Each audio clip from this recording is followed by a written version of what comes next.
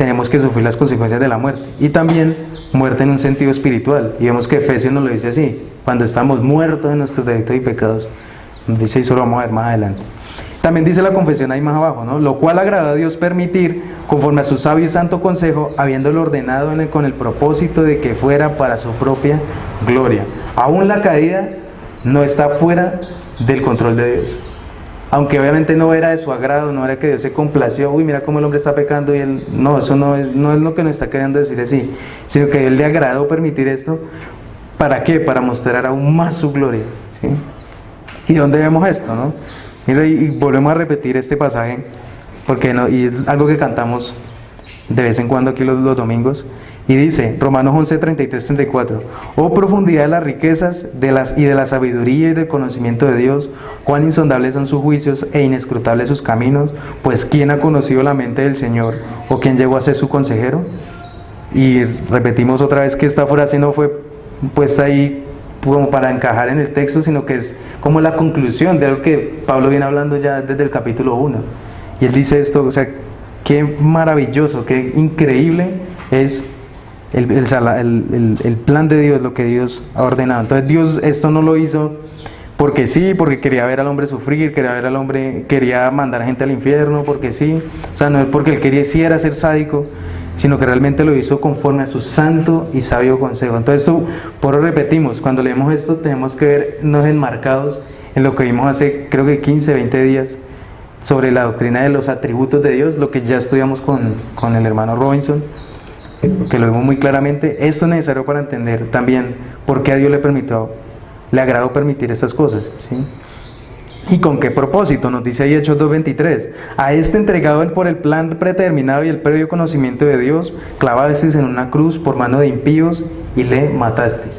Entonces esto no fue fortuito, no fue el plan B, no fue porque, vuelvo y lo repito, no fue el capricho de Dios matar a Jesucristo, sino que Él ya había predeterminado todo. Y en ese plan no solamente estaba la muerte de Cristo, vemos también que también estaba la caída y todo lo que iba a conseguir, lo que iba a continuar en la historia del pueblo de Dios.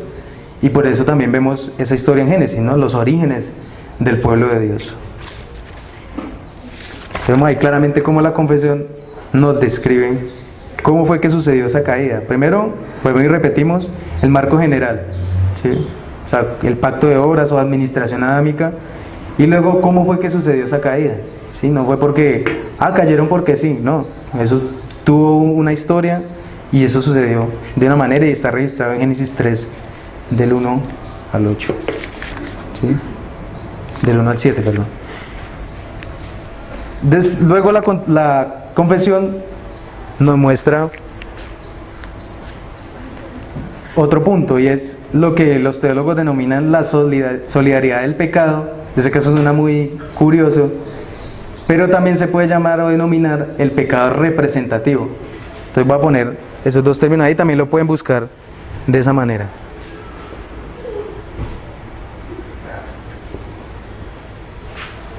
Que esperen.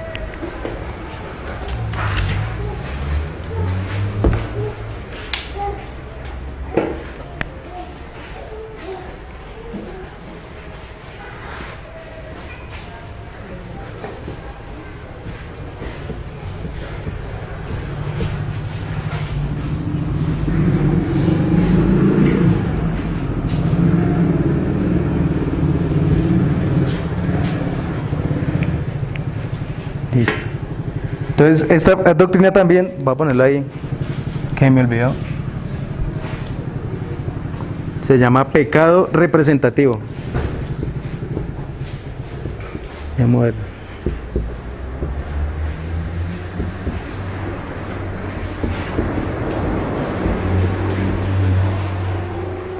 Vamos a ver qué nos dicen las escrituras.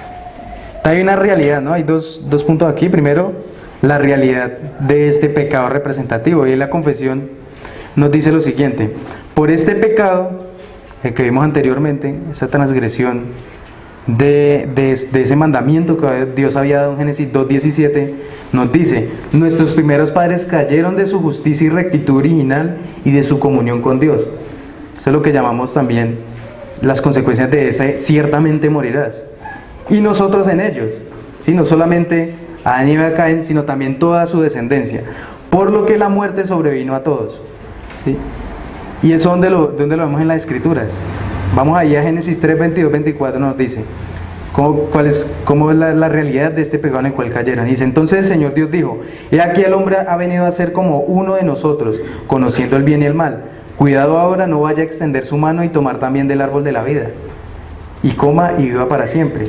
Y el Señor Dios lo echó del huerto del Edén para que labrara la tierra y de la cual fue tomado.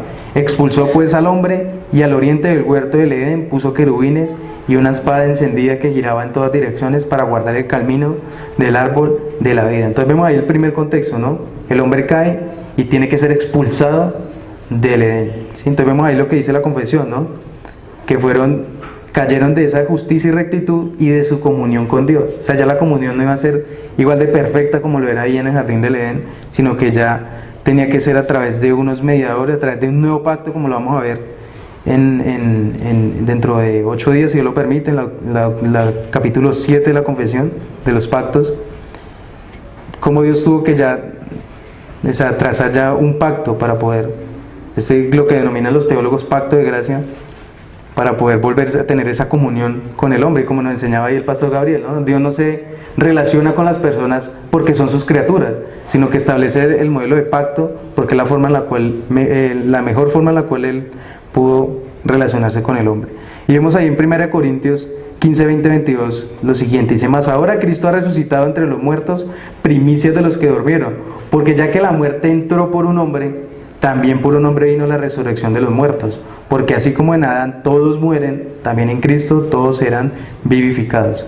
Vemos que también Pablo confirma esto que pasó ahí en Génesis 3, y es que la muerte entró por un hombre, ¿sí? Vemos ahí la realidad. Entonces por eso se llama de solidaridad del pecado o pecado representativo, porque Adán nos estaba representando en ese momento del Edén, ¿sí? Entonces cuando él cae, todos caemos, y eso se ve mucho en las Escrituras, que Dios pone en representación a hombres o líderes, ¿sí? Vemos también que en la antigüedad se acostumbra mucho, los que han visto la película de Troya pueden entenderlo mejor, cuando en las guerras, en vez de matar un poco de gente, lo que hacían era enviar como a los guerreros más fuertes y a que pelearan por el pueblo, y el que perdiera ganaba la guerra sin necesidad de masacrar todo un montón de gente. Por eso pues vemos que Aquiles, pues por medio de Grecia, bueno, de Troya, de esta región de Grecia, pueden dominar muchas tierras, ¿sí? Pero el punto es ese, ¿no? Que uno representaba a los muchos, ¿sí? Entonces en este caso pues Aquiles representaba a este pueblo en Grecia.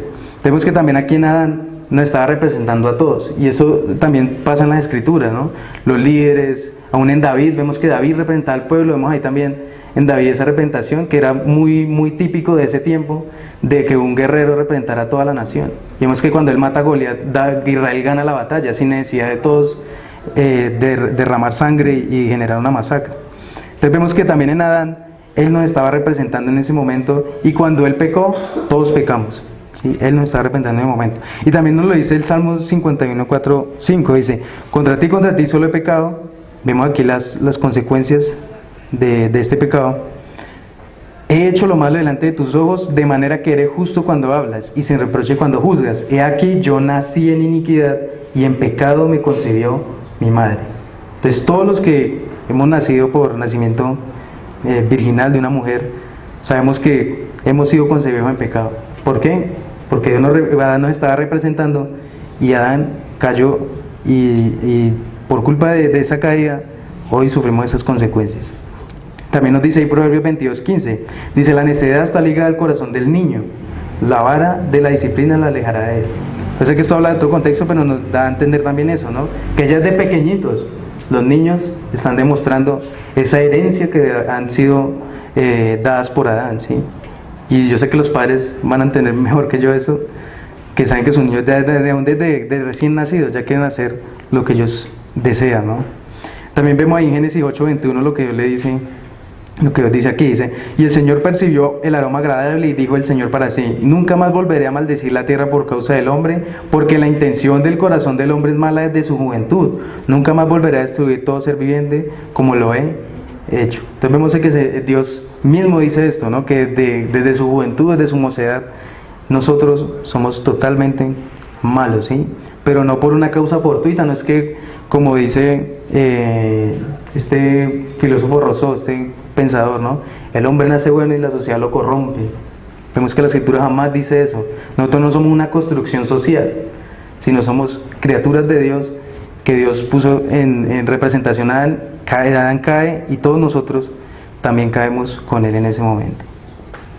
Entonces dice también la confesión, dice, viniendo hasta todos los hombres muertos en pecado y totalmente corrompidos en todas las facultades y partes del alma y del cuerpo.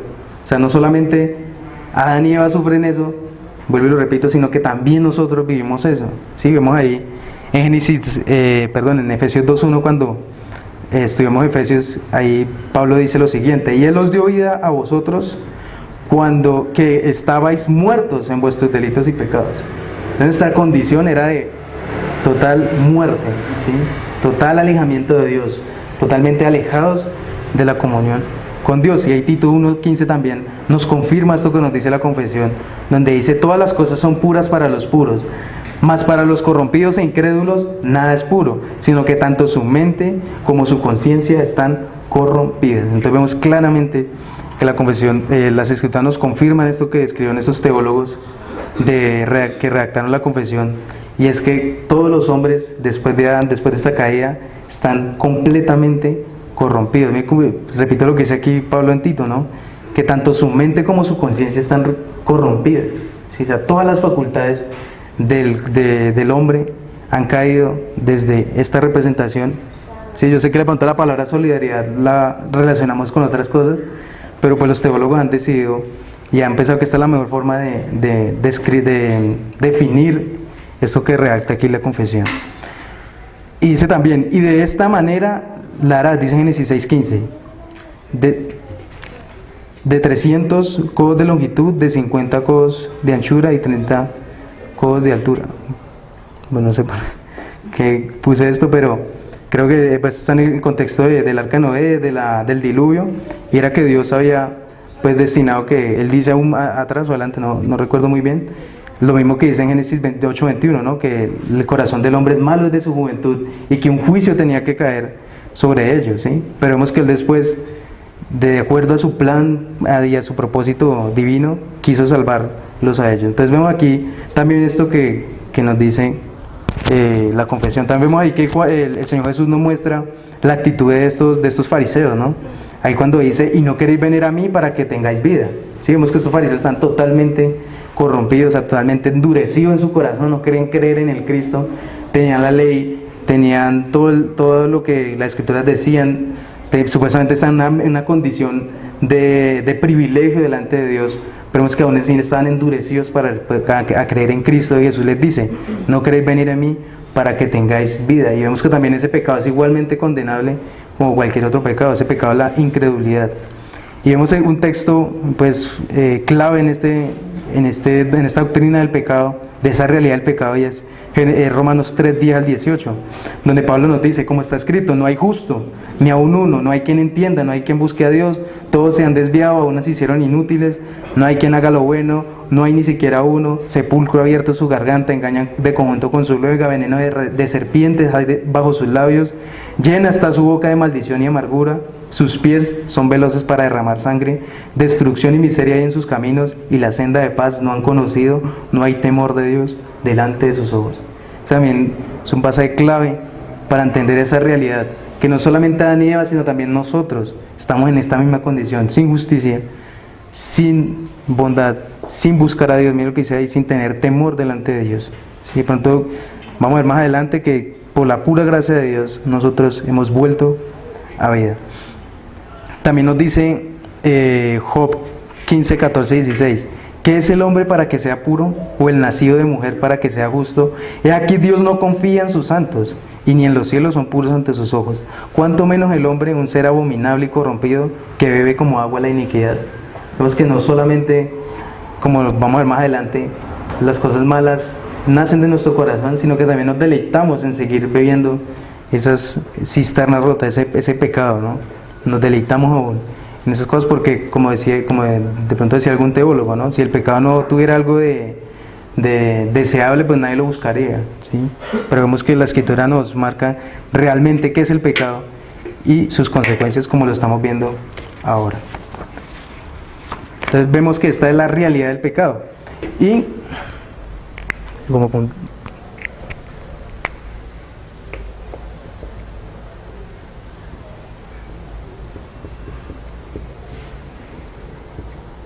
ahora vamos a ver lo que es la transmisión.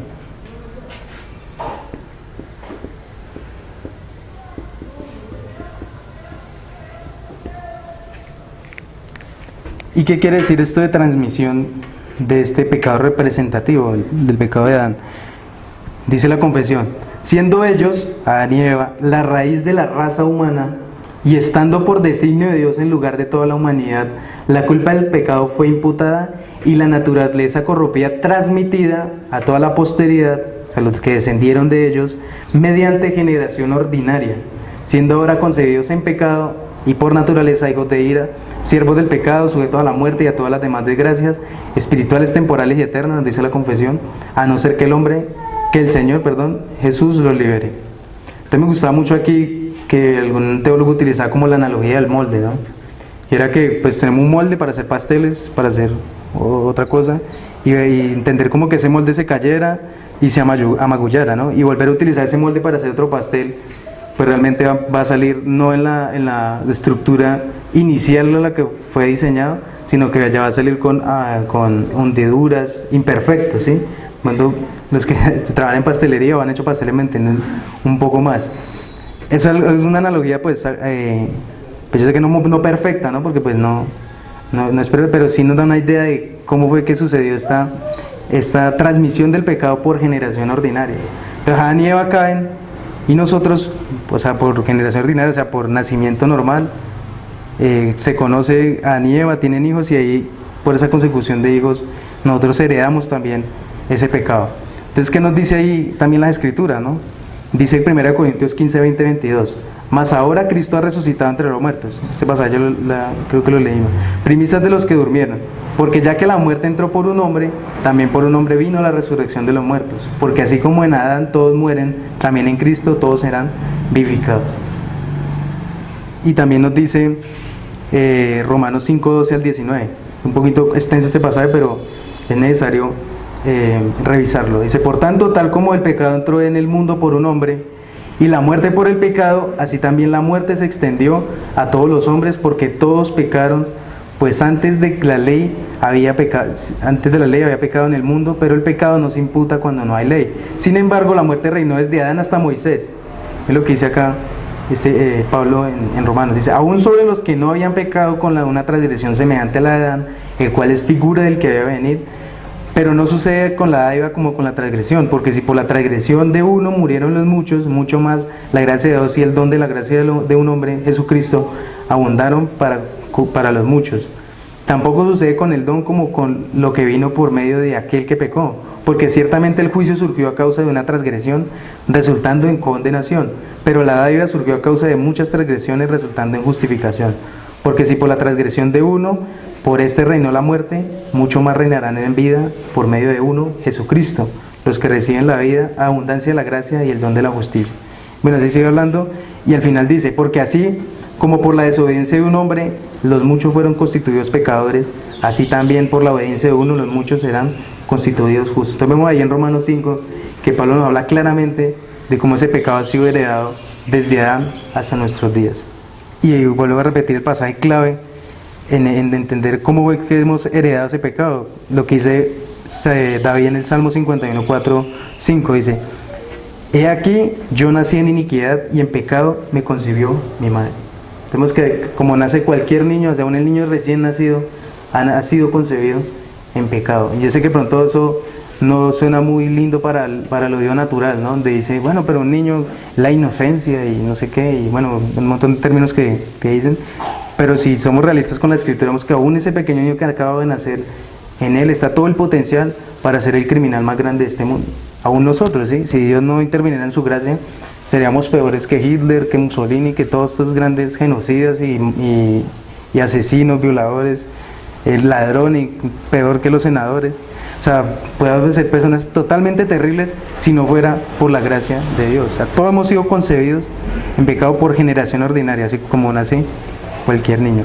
Y Efesios 2:5 nos dice, pero Dios, cuando aún estábamos muertos en nuestros delitos y pecados, nos dio vida juntamente con Cristo, por gracia habéis sido salvados. Y esta es el condicional que pone la confesión, ¿no?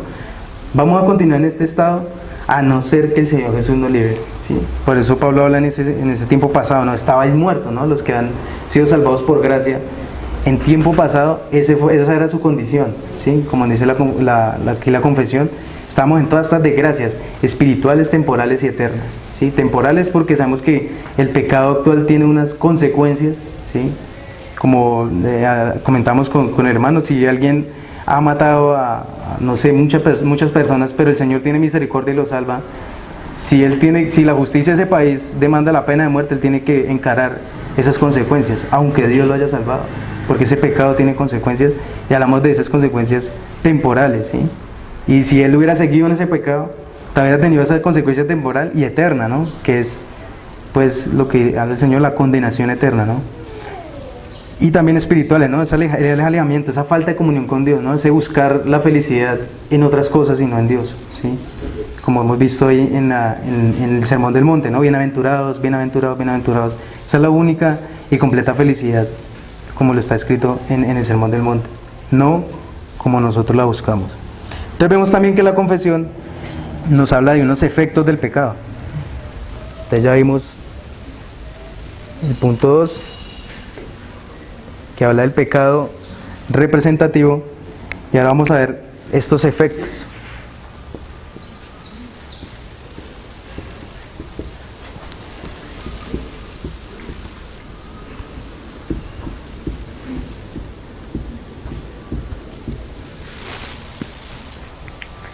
¿Y qué nos dice ahí la confesión? Primero que en estos efectos del pecado hay un reinado en los no regenerados, generalmente.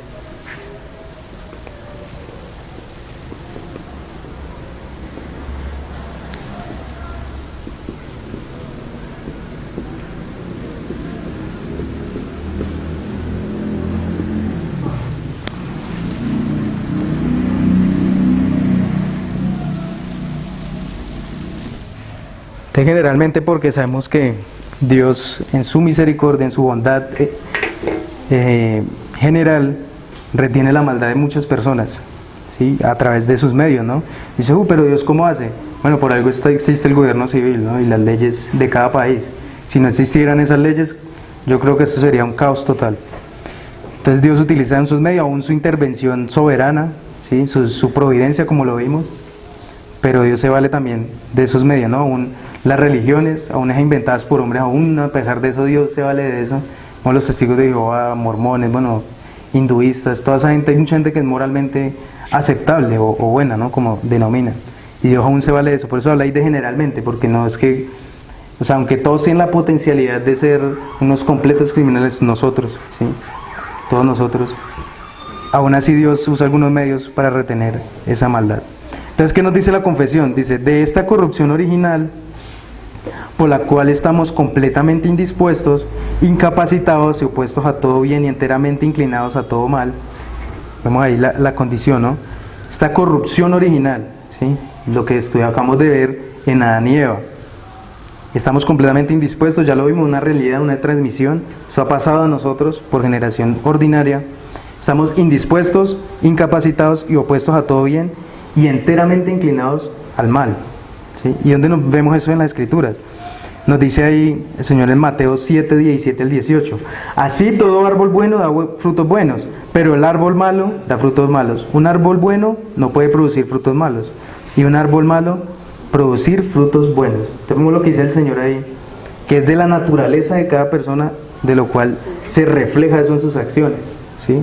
Entonces no puede, como dice él, no puede el árbol bueno dar frutos malos. O sea, no puede alguien que ha sido regenerado por Dios, ha sido obrado por la salvación increíble de Dios, poder hacer obras malas. Ni tampoco el que es por naturaleza descendiente por generación ordinaria de Adán a hacer obras buenas. O sea, podemos ver bondades, en esa bondad general de Dios, que a los hombres se les concede hacer ciertas cosas buenas, ¿no? Obras de caridad y todo eso, pero aún en el fondo vemos que eso no es que sea una obra del todo buena, ¿sí? Son obras aparentemente buenas.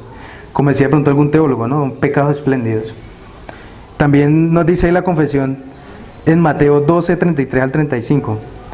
O haced bueno el árbol y bueno su fruto, o haced malo el árbol y malo su fruto, porque por el fruto se conoce el árbol. Carnada de víboras, ¿cómo podéis hablar cosas buenas siendo malos? Porque de la abundancia del corazón habla la boca. El hombre bueno de su buen tesoro saca cosas buenas, y el hombre malo de su mal tesoro saca cosas malas. Entonces vemos que es del corazón, es de adentro que sale, es toda esa corrupción, toda esa maldad, y lo vemos ahí reflejado, ¿no? Que no es algo que, como dice la gente, ¿no? Es que le enseñaron a pecar. O sea, de alguna manera sí se ve influenciado por esas circunstancias, pero él mismo libremente desde adentro decide hacer esas cosas. O sea, nadie fuerza a nadie a robar, a mentir. De pronto, pues, ya salvo que lo amenacen con un revólver o con otros medios, pero vemos que a menos de eso, la gente libremente decide involucrarse en todos estos pecados, ¿sí? Nadie, como veamos en la cuestión del adulterio, ¿sí? Todos esos grandes violadores y personas que están en esos ahorita pagando condenas terribles, por lo menos en los Estados Unidos, no empezaron porque sí, ¿no? No es que alguien los llevó a ver pornografía o alguien los llevó a desear mujeres, sino que de su propio corazón ellos empezaron a dar pequeños pasos libremente, pecando conforme a su propia naturaleza, y luego terminan haciendo cosas terribles, ¿no? Entonces vemos también que el Señor nos dice ahí en Juan 6, 36, 37 lo siguiente: pero ya os dije que aunque me habéis visto, no creéis. Todo lo que el Padre me da vendrá a mí, y al que a mí viene, y el que viene a mí, de ningún modo le echaré fuera. Vemos también nuevamente la condición en la que estaba Israel en ese tiempo, de total incredulidad en Dios, total incredulidad. Y eso no era porque habían sido influenciados a no creer en Jesús, sino que su propio corazón ellos no querían creer en Jesús por su propia maldad, como lo decía el Señor, como lo leímos anteriormente, ¿no? Víboras, ¿a quién nos ha enseñado a hacer, hablar cosas buenas siendo malas? ¿Sí? Y también nos dice Pablo ahí en 1 Corintios 2:14, pero el hombre natural no acepta las cosas del Espíritu de Dios, porque para él son necedad, y no las puede entender porque se hicieron espiritualmente. Entonces, a menos que Dios obre en un hombre natural, este jamás va a poder apreciar la belleza de lo que es las Escrituras, de lo que es todo el plan divino, de todo esto que estamos viendo. Bueno, aunque esto sea pues el reflejo de lo que somos nosotros, pero aún así nos muestra de dónde viene todas esas corrupciones que hay en nosotros, ¿no? Y repitiendo otra vez la frase de Rousseau, ¿no? O sea, ahí se cae todo ese argumento de que nacemos buenos pero la sociedad nos corrompe. Entonces es totalmente equivocado. Y también nos dicen las Escrituras, el Señor Jesús nos dice lo siguiente, dice: pero lo que sale de la boca proviene del corazón, y eso es lo que contamina al hombre. Porque el corazón provienen malos pensamientos, homicidios, adulterios, fornicaciones, robos, falsos testimonios y calumnias. Estas cosas son las que contaminan al hombre, pero el comer sin lavarse las manos no contamina al hombre. Pues vemos que eso está en un contexto de controversia con los fariseos, donde ellos, o sea, por intentar o por creer que estaban cumpliendo la ley de Dios ceremonialmente, entonces no podían tocar ciertas cosas porque se volvían impuros. Pero el Señor les muestra claramente que no es por tocar un animal impuro, que no es por no incluso estas cosas tan minuciosas, ¿no? Estos detalles, aun comer sin lavarse las manos, Dios les dice: eso no contamina al hombre, es lo que proviene del corazón, y mostrándoles esto, ¿no? Que de Adán y Eva, todos por generación ordinaria, o sea, en nuestro corazón está esa naturaleza de pecado, hemos sido concebidos en pecado, como hablando en esos términos del salmista, de David. Y también vemos un segundo aparte, donde nos dice que ese pecado aún permanece en los regenerados particularmente.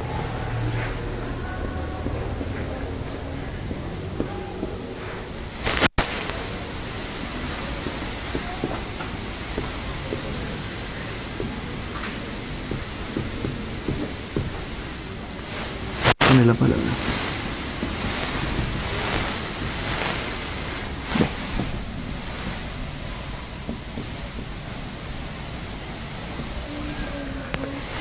Y pues también particularmente porque no es que el pueblo, el pecado del pueblo de Dios sea algo general, ¿no? Cada persona en particular comete pecados.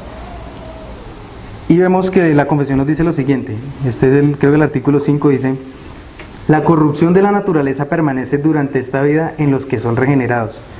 ¿Dónde vemos eso? Ahí nos dice Juan en 1 Juan 1, 8 al 10, dice: si decimos que no tenemos pecado, nos engañamos a nosotros mismos y la verdad no está en nosotros. Si confesamos nuestros pecados, Él es fiel y justo para perdonarnos los pecados y para limpiarnos de toda maldad. Si decimos que no hemos pecado, le hacemos al mentiroso y su palabra no está en nosotros. Y notemos, así para grandes rasgos, que Juan está hablando en plural.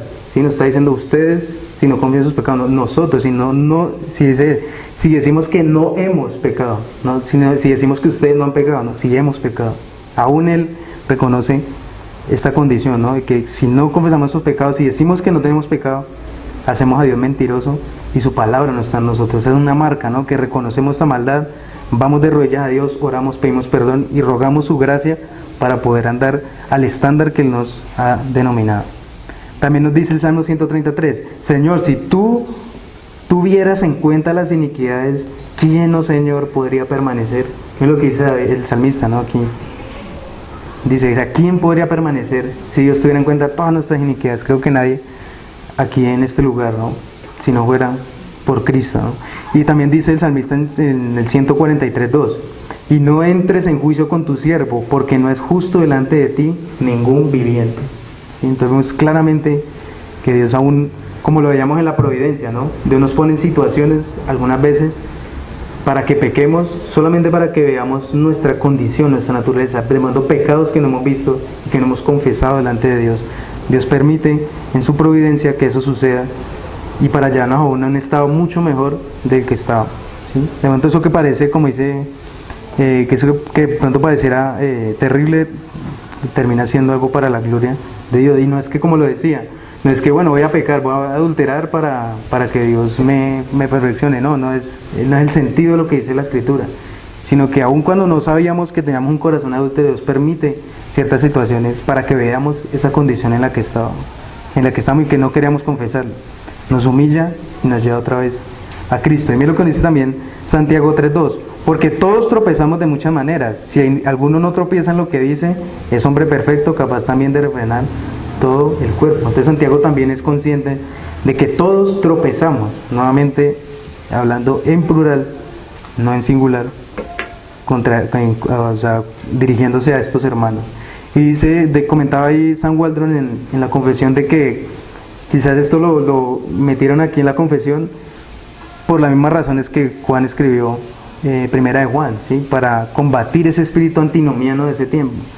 Bueno, ya somos justificados en Cristo, entonces la ley ya no es necesaria, ¿sí? Ya somos justificados, ya el pecado quedó condenado en Cristo, así como también piensa este señor, decreciendo en gracia. Entonces ya no hay necesidad de volver a crear la ley, de obedecer la ley, sino que podemos vivir como nosotros queramos.